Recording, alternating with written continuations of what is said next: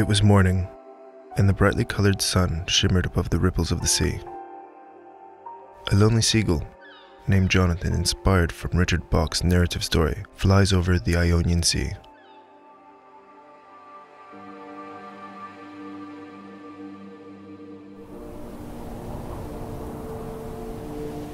Above the amazing cluster of islands, following the unique coastline of Zante, and to the well-known Smuggler's Cove, home of the shipwreck.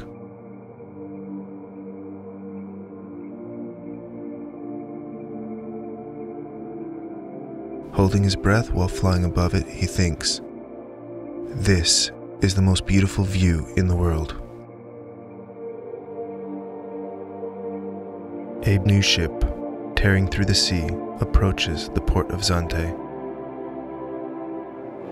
The seagull is charmed while staring at it.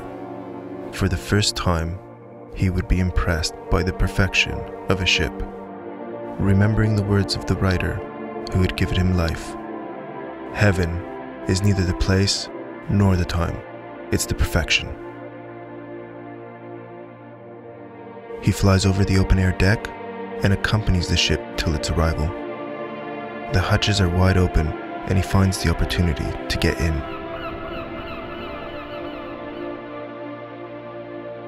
All passengers are welcomed on board. In the stunning entrance, on the ceiling of the staircase, there's a lovely painting. The lighting all around resembles a flock of brother seagulls.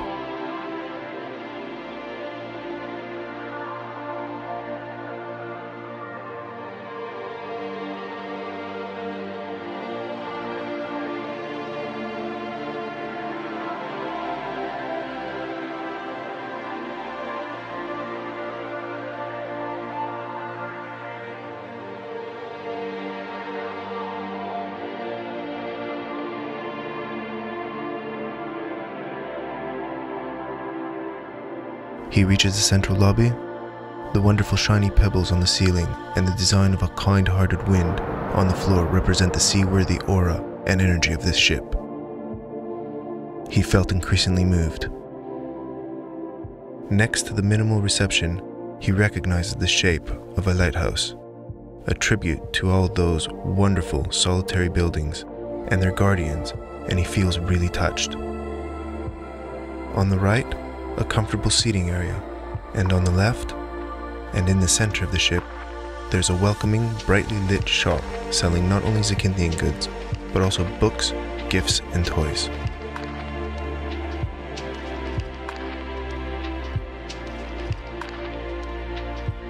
Surprise!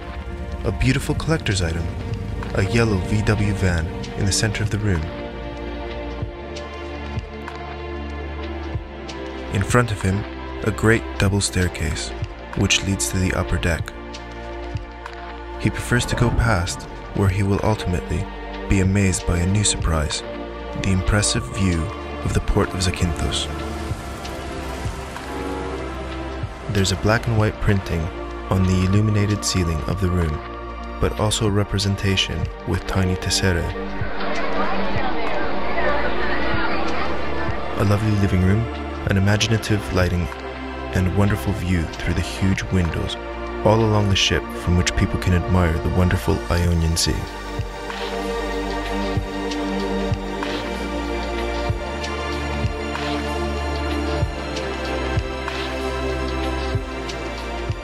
He arrives at the front prow living room of this beloved ship. He hears mandolins, guitars, and violins playing everywhere.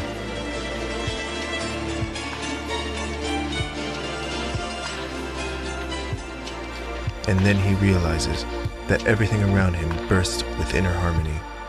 Everything is in his subconscious. Hundreds of lyrics of favorite serenades are written on the ceiling. All the instruments lie on your feet. Hundreds of guitars, mandolins, and violins, in a deafening silence, are playing in the soul of all passengers.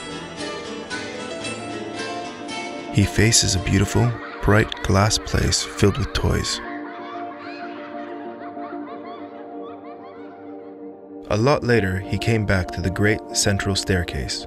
He passed it for the second time and steers downwind to the lounge with the airline seats. Excellent luxury, superior to the business class and first class of many airliners. Nice dividers offer privacy and space.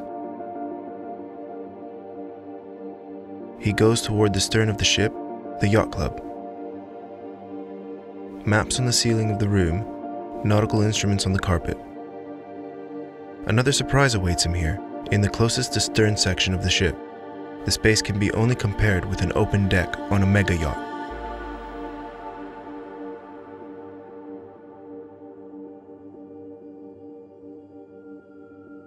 He continues his wander to the arcade room with images of the sea bottom and careta turtles dancing in the sea.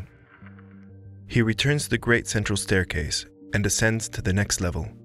On the landing, he notices the sculptures on the wall. What material is it, he wonders. Sand. Natural sand on which cute tiny careta turtles crawl on. The turtles lure him in to fly up to the upper deck. After a while, he rushes into the officers' quarters leading to the state-of-the-art bridge. Dark colors that help easy navigation. The officers monitor in front of a console with sophisticated radars and displays all sorts of shapes and information on its course.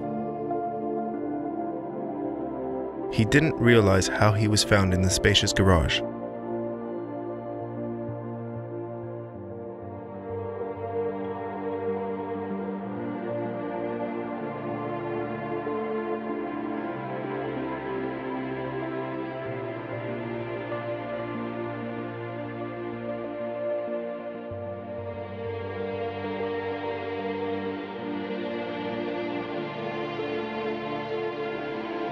Jonathan salutes his favorite ship and returns to the pages of Richard Bach's book.